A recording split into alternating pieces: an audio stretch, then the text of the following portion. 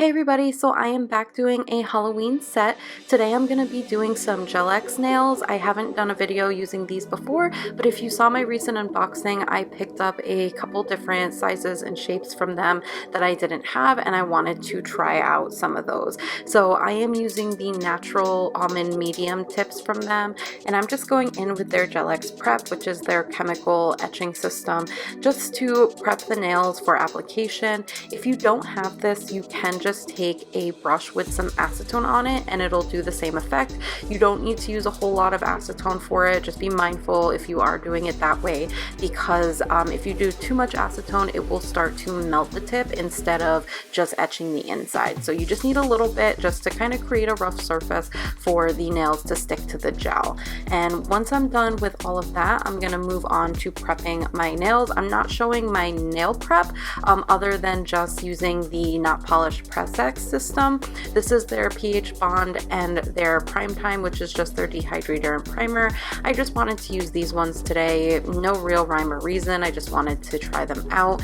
So I am going ahead and dehydrating my nails and then going in with their primer. Now I did go ahead and buff the top layer of my nail so that it has a little bit of like grip to it so that the gel can stick a lot better. So I didn't do that on camera, but I did go ahead and do that so that I do have my nails prepped and ready for application.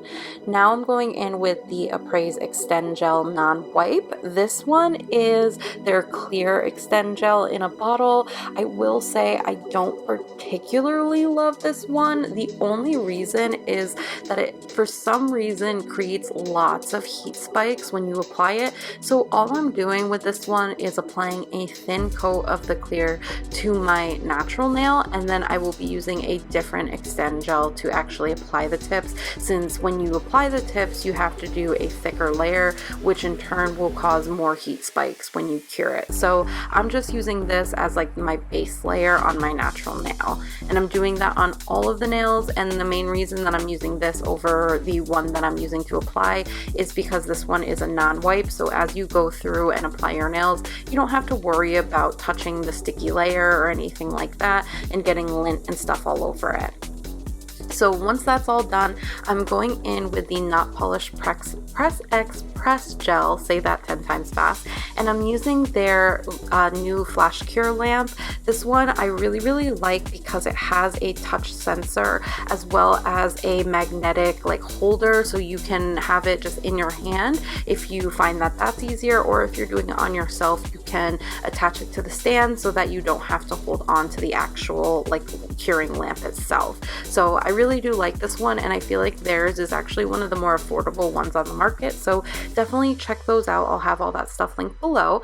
I am doing kind of like an overlay method today, so hopefully you guys can see I didn't apply the tip all the way back to my cuticle. I did leave a slight gap between my cuticle and where the tip starts. The reason I do it this way is because I don't like having to spend a whole lot of time filing the cuticle area and trying to make sure that it matches up perfectly, and just like taking all that time when I could just apply it this way.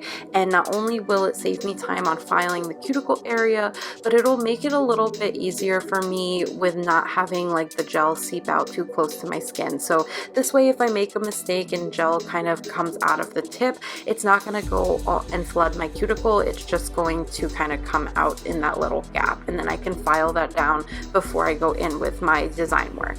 So I'm doing this kind of just the standard way that most people apply GelX tips.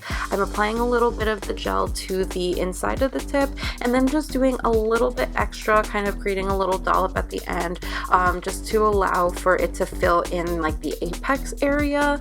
And I'm doing this, like I said, on every single one of the nails. I do still have a lot of practice to do with this system. I'm not the most proficient in it yet, so I'm still kind of working out ways that are best for me. So figuring out how much gel you really need to cover your nail without getting too much flooding and without having like air pockets from not having enough is something that you just really got to learn through practice. So I am kind of just trial and error figuring out what ways work best for me. So as I kind of use this system more and figure out tips and tricks for it, I will let you guys know in future videos, but for right now, this is the method that I'm using to apply all of them. And when you're using the flash cure lamp, it does have a 30 and 60-second timer, but I really don't even use the full 30 seconds. I just kind of cure it long enough for the tip to not move, and then I go ahead and fully cure it like you see me doing here. And then once all of the tips are applied, I go in with a sanding band. Because these are full cover tips and not like acrylic or hard gel, you don't need a carbide bit to file them down. So I'm just using a medium grit sanding band, and I am just kind of buffing out the back edge towards the cuticle area so that it's flush with my natural nail. And then I am roughing up the surface of the nail. Since it has a shiny surface, gel won't stick to it when you go in with your design work, so you want to make sure that you kind of rough up the surface of the nail so that you can go in and apply your gel polish afterwards. So I'm gonna do this again to all of the nails, and I do kind of, as I'm going flush with it, rough up that back edge where I have that extend gel, but since I don't have the actual tip there, I don't have to spend a whole lot of time really perfecting that cuticle area too much. Once I kind of buff that ledge so that it's a little more seamless with my natural nail, I kind of just leave it alone because I'm going to add a gel over top of it to make it even more smooth and seamless with each other.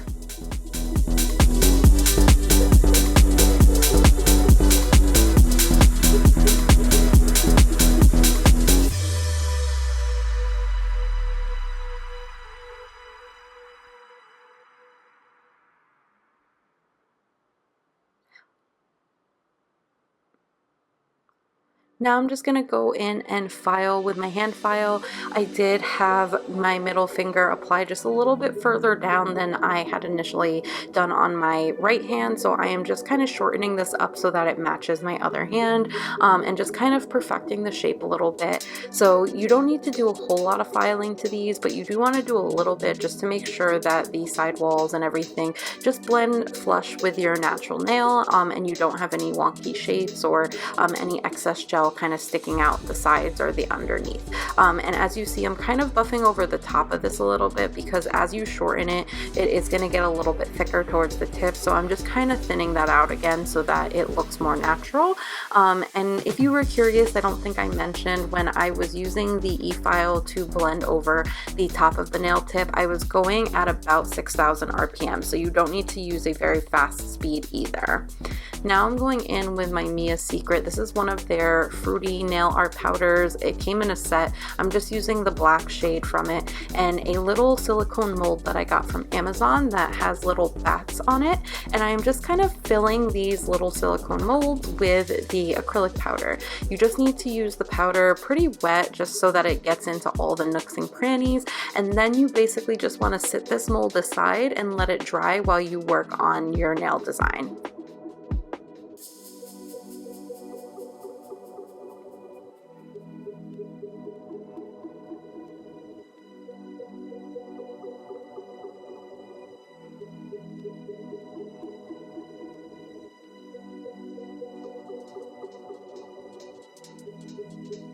Now I'm going in with the Lisette Gel Nails Rubber Base Gel, and this is what I'm going to use to kind of fill in that gap towards the cuticle and just really make sure that the nails look very seamless from cuticle to free edge. Now on the nails like my middle finger where I had a little bit bigger of a gap than I had intended, I am going to make sure that I float a little bit of extra rubber base gel in that area so that it really fills it in and adds some strength to that area of the nail. You don't want to leave like a huge gap typically when you're doing this method. You just need a slight gap again so that you don't have to worry about filing or flooding your cuticle area, but you do need to make sure that you fill in whatever gap there is. So if you do end up accidentally applying it a little too far down like I did, make sure you add a little extra rubber base gel or whatever gel you're using to really make sure that you're adding back in that strength.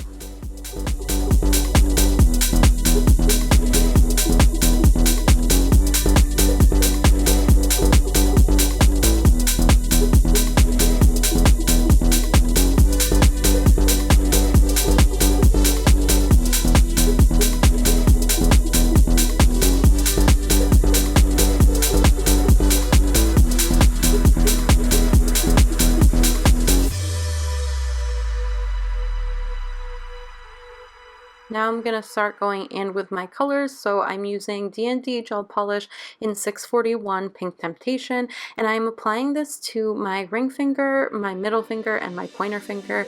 I am going to be doing 2 coats of this polish just to give me full coverage and kind of like a background for the designs that I'm going to do. If you get any mistakes, just take a small kind of synthetic gel brush and just take a little bit of alcohol and wipe it off, and that'll clean it up before you cure.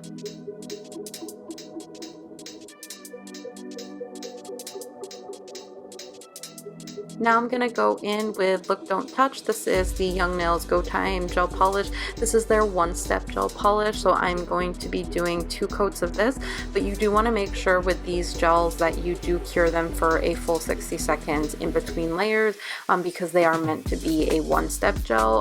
They don't flash cure as easily as other gel products from Young Nails.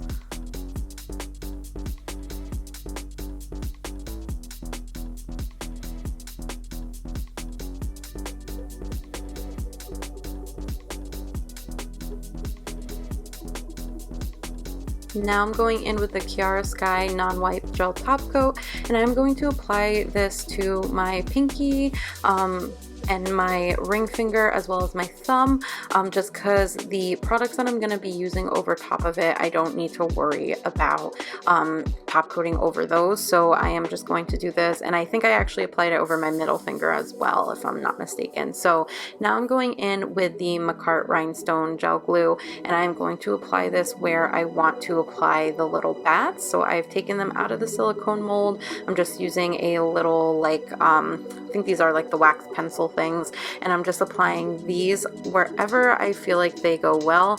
To be fair, because my nails are so short, I probably should have only done 2 of these, but I did go ahead and put 3 of them on, and I just kind of played around with the positioning of them before I cured them.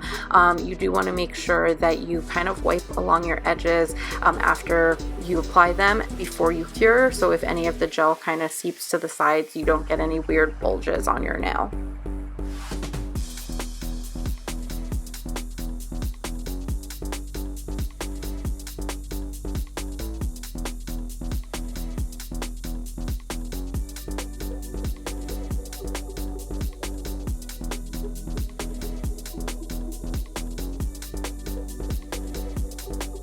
Now, because the shape of these kind of sticks out just a little bit, I did have a little gap on one side of the wings between my nail and where the bat's wing ended. So I just took a little bit extra of that gel glue and I applied it underneath just to fill in the gap so my hair and stuff doesn't snag on this. Then I'm going to go in and take some black spider gel. This is just a random one from Amazon, and I'm going to apply this to the tip area of my ring and middle fingers. I don't have to worry about top coating over this. It does cure to a non-wipe finish, so you don't have to worry about adding top coat over top of it. And before I cure it, I am going in with some little pink rhinestones just to match the gel polish, and I'm just applying them randomly within that spider web design that I have.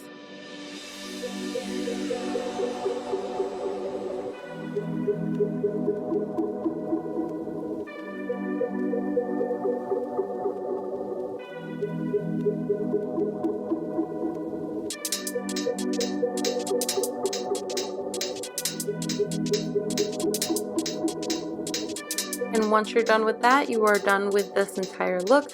I hope you guys enjoyed it. I wanted to keep a beginner friendly, but more of like a cutesy type of Halloween design, because not everybody loves the spooky kind of gory design. So I hope you guys enjoyed this. I will do more videos using the GelX tips for you guys in the future, just to show you guys more tips and tricks that I find as I start using them more. If you like this video, comment below letting me know what you guys thought of it. Thumbs this video up and subscribe to my channel. Also, comment below letting me know what other videos you would like to see from me. I know we're in the holiday season now, so we're doing a lot more themed sets, so let me know what kind of things you're interested in seeing. Other than that, I appreciate you guys watching this video, and I hope you guys have a wonderful day wherever you are. Bye, everybody.